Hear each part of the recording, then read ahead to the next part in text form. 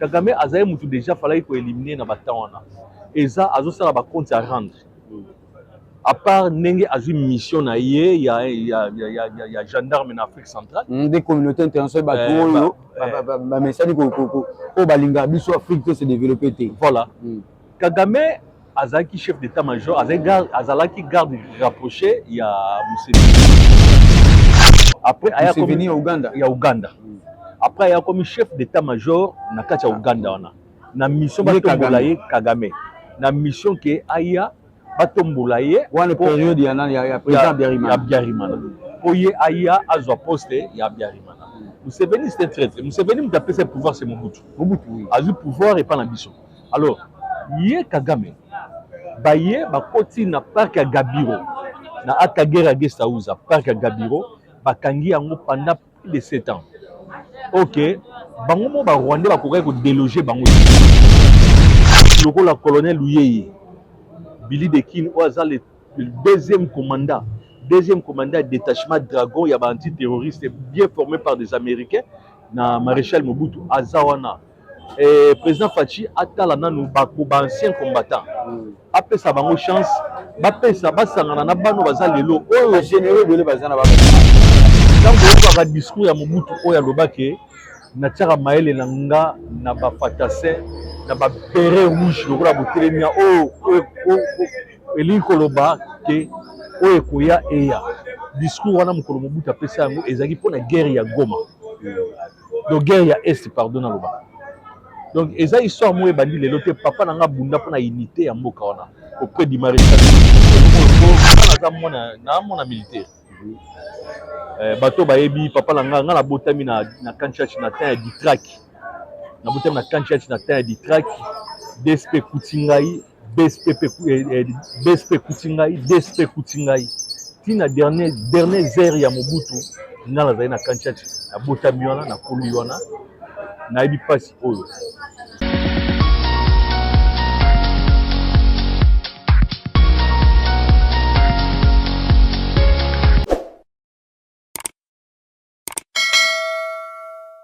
Merci beaucoup à nos abonnés de Tous Sénat officiel. Nous sommes ici dans un coin à Luanda avec mon aîné, mon confrère Anaclé Guikin, avec qui nous avons partagé comment nous avons analyse par rapport à Makambo Zoleka, na SR du Congo, Ndenge, nous a agressé na M23, donc yango tout nous avons analyse, on a coulu tout nangai, coulu tout bon. Ok, oui ça va très bien. Tom je me pense sango na CP du trop au kutanga na cadre pour oyo aveni na donc oyo place na fande la Nova Centralidad déjà plaque ya ba prêtre ba vrai job banani bango na ba fandi sima bandimi opesa biso place pour tout ça la moi et loro oyo baza wana bango to ba Zidane ba Stefano na moni ba Taliban donc bango baza le vrai côté oui si vous venez sur les canaux SR des Congo yo ko lo banini. Oui, juste les solo président autofandel awa mais problème moko ezaka ke au départ je suis vraiment à politique. Naza journaliste c'est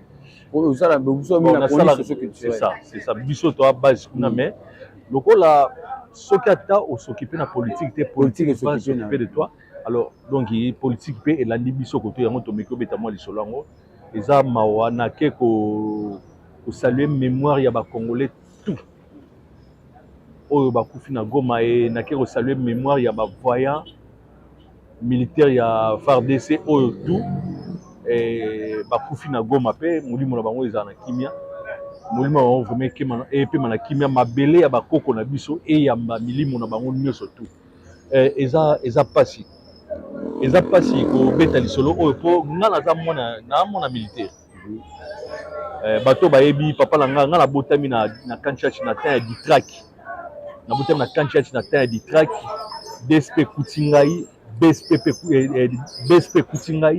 Kutingai tina dernière heure ya Mobutu nga nazali na kanchach na botami wana na kolu wana na yebi pasi oyo ntango boyokaka discours ya Mobutu oyo alobake na tchara maele na nga na ba fatase na ba beret rouge lokola botelemia elinko loba ke oyo koya eya discours wana mokolo Mobutu apesa yango ezalaki mpona guerre ya Goma. donc guerre ya est pardon na loba donc eza histoire moi bandi lelo te papa nanga bunda pona unité ya mboka wana auprès du maréchal Mobutu donc lelo oyo makambo ezo continuer eza pasi na motema po tokanisi ke makambo oyo osila eza mawa trop vraiment nayebi te soki tokoki oloba nini na makambo oyo tu soki mpe ndenge tozoyoka ke Goma déjà eza tombé quelque part lisusu tozoyoka ke basoda na biso baa déjà na kati ya Gisenyi tozoyeba te eza ndenge nini tozolanda kaka po toyeba soki eza ndenge sikoyo auguste kouta na bango kuna bakusana ntina Goma momerere wana eza monguna uta kuna ti encercle eza ya mosika non eza mosika te eza mosika te eza lokola biso toza na Angola nous sommes des Congolais oyebi est oui eza lokola mutu oyo aza na kipangu aza na kimpangu na ngambu ya nani ya kimpangu eza na ngambu ya Congo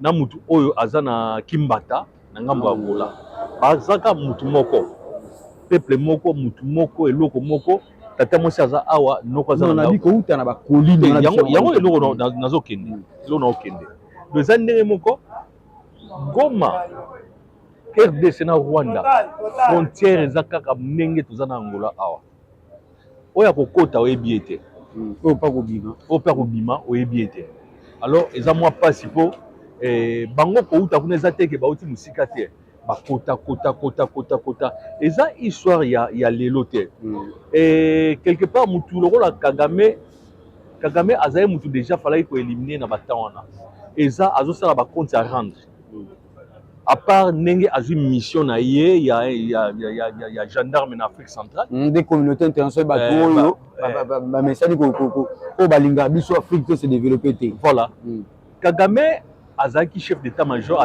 azalaki garde rapproché ya Museveni après Museveni ya Uganda après aya komi chef d'état-major na kati ya Uganda wana na mission batombola ye Kagame na mission ke aya batombola ye wana période ya nani ya président Biarimana po ye aya azwa poste ya Biarimana Museveni c'était traître Museveni mutu apesa pouvoir c'est Mobutu azwi pouvoir epa na biso alors ye Kagame baye bakoti na parc ya Gabiro na Akagera Guest House parc ya Gabiro bakangi yango pendant plus de 7 ans ok bango mo ba Rwandais bakokai ko déloger bango te na journée moko de 6h à 19h ba militaire ya DSP commandé par le colonel Ndoma colonel Tendayo et puis général Maele azaki à tête ya opération na bakei basala opération na journée moko ba déloger Kagame na troupe na ye bakima bazonga Uganda tu vois sikoyo biloko wana nyonso tout elamusa bango mutema mabe akanaka ke un jour soki azwi pouvoir akosala mwa vengeance ndenge baye bakoti omonaki na ntango président nani président Fachi azwaki pouvoir alobaki ke non Kagame c'est un frère toza bafrère mais bafrère oyo azoya azotuba moninga mbeli na mokongo c'est ça problème nde sikoyo oyo eza sikoyo na niveau wana voilà sikoyo elo ni conseil ni kosenga na bakonti na biso na etat oyo tokomi nango sikoyo nauti kolanda nani mwana mboka Jean-Pierre Bemba nauti kolanda mwana mboka Jean-Pierre Bemba alobi ke ake ko recruter ba ancien combattant na Équateur bazaka na Équateur tata na Kinshasa na baza batu lokola colonel Luyeye Billy de Kin oaza le deuxième commandant détachement Dragon ya ba antiterroriste bien formé par des Américains na maréchal Mobutu azawana président Fachi atala nanu ba ancien combattant apesa bango chance bapesa basangana na bano baza lelo oyo généraux de bazana ba infiltré c'est ça mais banani ba ko découvrir bango banani ba ko découvrir ba infiltré ona ezaka ba ancien militaire wana biso de fa na Kanchachi toyebi ke tata oyo aza c'était Rwandais tata oyo c'était Rwandais mais aye musala soda na ba 1959 na révélé loro moko ngala tanga la collège Likia na Sainte-Anne lelo na biso ngo Saint Joseph na Pompon Bisengimana mwana Bisengimana voilà totanga na ye classe moko on a zolo ba awa Choupe Fongo Hollanda Adi Londolé Bouboul Chadari ba Mr Otto Tangana ba Diebo wana banini na 86 87 to tangi na bango na collège Elite wana 86 87 to tanga na Pompo muta koyeba tege Pompo c'était un étranger nzoka bazali ba étranger. Alors à l'époque papa na ya zalaki directeur ya cabinet Mobutu, donc bato ba kotaka déjà kala tozaki na bango tofana na bango toliera na bango comme des frères bazape na kati ya armée na biso bazali ko diriger ezaka te que non lelo oyo babande déjà ko diriger bon même ti na niveau ya bataillon sécurité présidentielle bazalaki donc tangelo ka pauvre Charlie Ba na image oyo bomona Mobutu azo bato lingi na Zaïli boke bo moko tata bo moko garde du corps à tellement la simalata linette sur papa Charlie Ba c'était rwandais ou tuti wana nde siko na habité wana siko na habité donc tozalaka na bango déjà tozalaka na bango alors baza te que peuple rwandais aza ennemi ya peuple congolais te mais Kagame nde aza ennemi ya peuple congolais donc makambo eza na niveau wana parce que ba congolais musu bafana na gomba bakina sana giseni bango passer ils échange c'est ça Kagame c'est un démon aza mutu oyo ténèbre et tinda pona donc aza mutu auti na molili vie na ye avivara toujours makila. C'est ça Kagame, définition de Kagame yango wana. Kagame aza vampire, Kagame aliaka musuni ya mutu, Kagame amelaka makila ya mutu comme vin, donc aza mutu te. So le belo na l'époque wana quand il y a des fins présents Mobutu pe asona bozaki na ba Rwandais na ba kancha tu na ko dire na bango qu'est-ce qui fait que les wana bazaki ko sapena zogi bagi pena bazaki simple ka batunyo tant que Mobutu akei ba tomba mo bazui voilà tala to zalaki peuple moko très puissant koloba Zaïrois zaki peuple moko très puissant OK mutu po amekaye ezaki passe mutu po amekaye ezaki passe kaka bato bazali komeka mwa moke epi na ndenge ya motema mabe ezalaki ba Brazzavillois ezali na ndenge ya motema mabe ya haine mais biso tozwa bango ke baleki na biso mais bango bazwa biso binemi na mutu oyo azovivre na Rwanda congolais azovivre na kati ya Rwanda na congolais azovivre na Brazzaville à l'époque vivre na Rwanda eza plus mieux qu'il doit vivre na Brazzaville tozalaki très bien et puis respect ezalaki biso to vivre place moko na bana bien rimana ba Freddy wana bien rimana to fandi na bango esika moko to vivre esika moko na bana ya nani ancien président ya Uganda nani Idi Amin Dada bafana na Delfo zomona donc tovandaki esika moko tobande kolia esika moko toza vivre esika moko mais lelo oyo baye kozwa bato oyo kaka Mobutu apesaki pouvoir mutu oyo aye na makambo nyonso oyo andimi ke Kagame akota wana oti lelo oyo ye aza lokola parrain ya Kagame c'est Museveni c'est un homme à battre aza mutu oyo ya kofanda esu na mokili te alors eloko ezosala biso eza ke lelo oyo président Faci apesa confiance na ba ex-phase pe aluka bango asolola na bango atuna bango comment badelojaka nani comment badelojaka APR na kati ya parc ya Gabiro delojaka na parc ya Gabiro lelo mpe bakosala bongo mpo badeloge ba ex-phase bazawa lelo ekozama mpasi parce que Kagame asoutenir na ba puissance mondiale aza soutenir mpo Rwanda faire face na RD Congo ti azovimba wana biso mwa so vimba na nzomo na pembeni bacombattant oyo bakendaka kobotola bande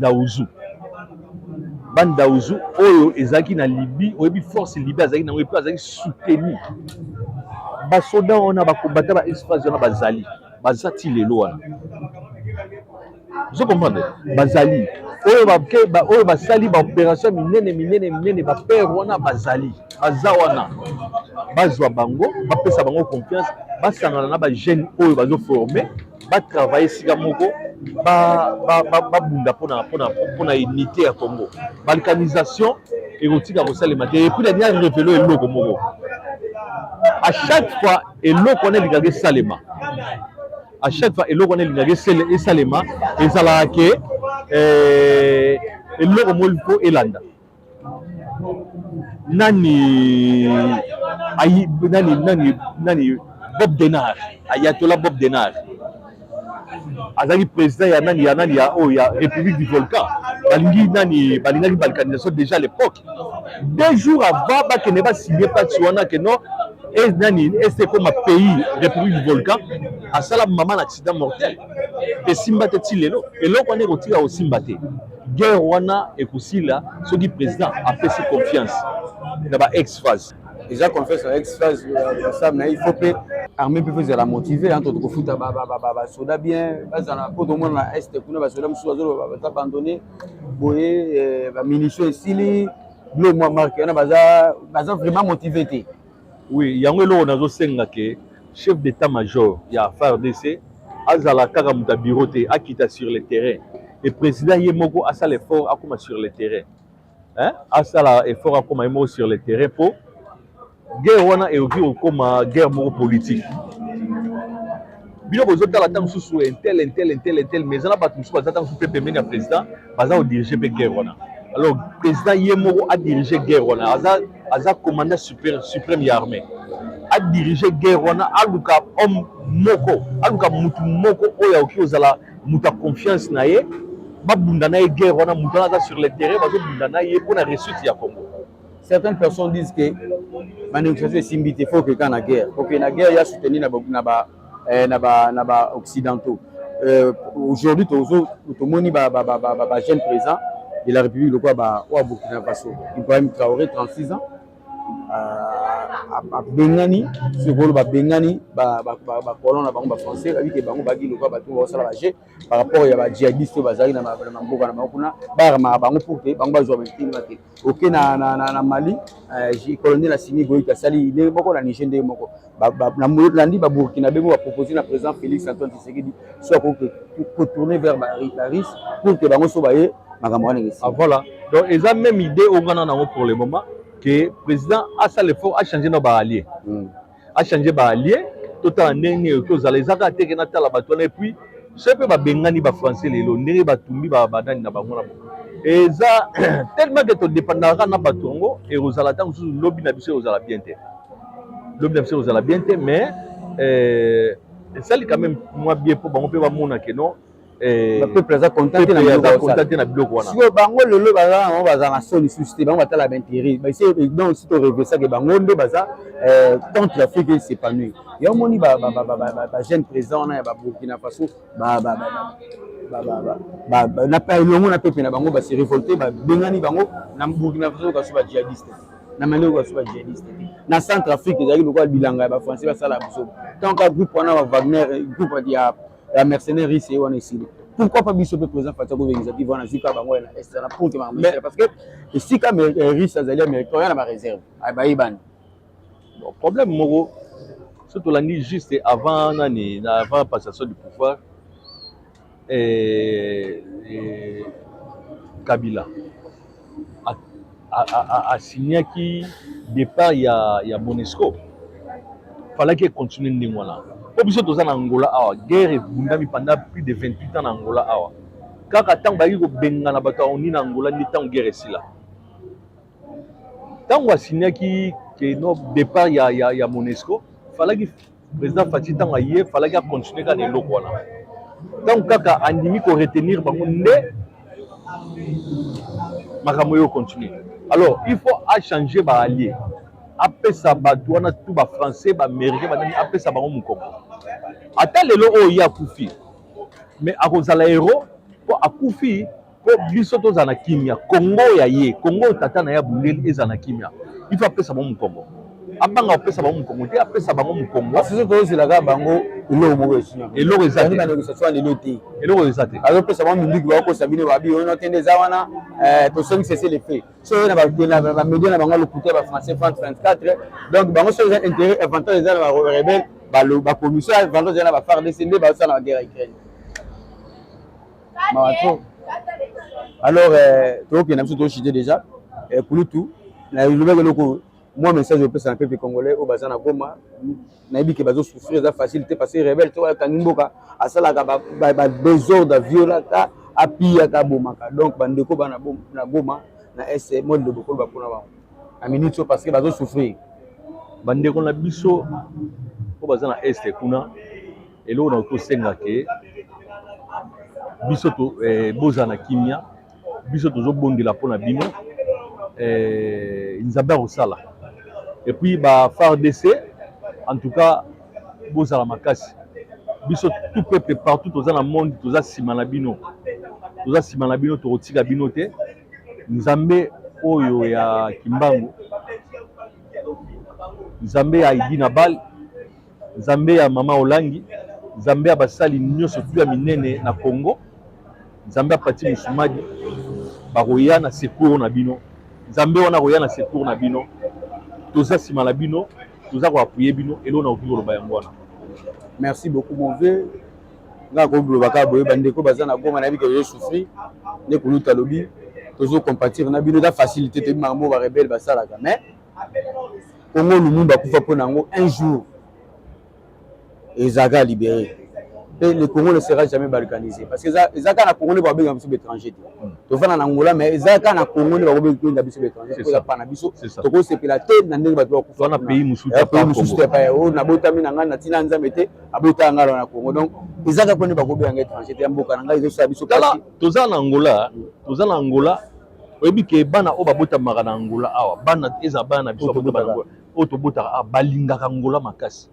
Mais un jour, nakala match zo betama RDC azo gagné bana nanga basala ba vidéo pour ba camarades na bango ba comprendre que non baza ba congolaise ezaki plaisir à toi donc toza na mboka busuté à part Congo o nzamba pesa biso toza na sima la bino na mabondeli na makambo nyonso tout président Matissa prime ya ba militaire bakisa pe salaire na bango solde na bango vraiment bakisa po esala bien bakobunda bitumba oyo kitoko yo moko pe ozala mutu ya sur le terrain omona réussite ozala. Merci beaucoup donc bandeko Goma tozo compatir na bino ebi ke mboko Lumumba kufelaki trop jeune et que balkanisé te donc tous ceux qui wana tokutani ba sima pona ba vidéo mususu kana tous en officiel vous s'abonner massivement check.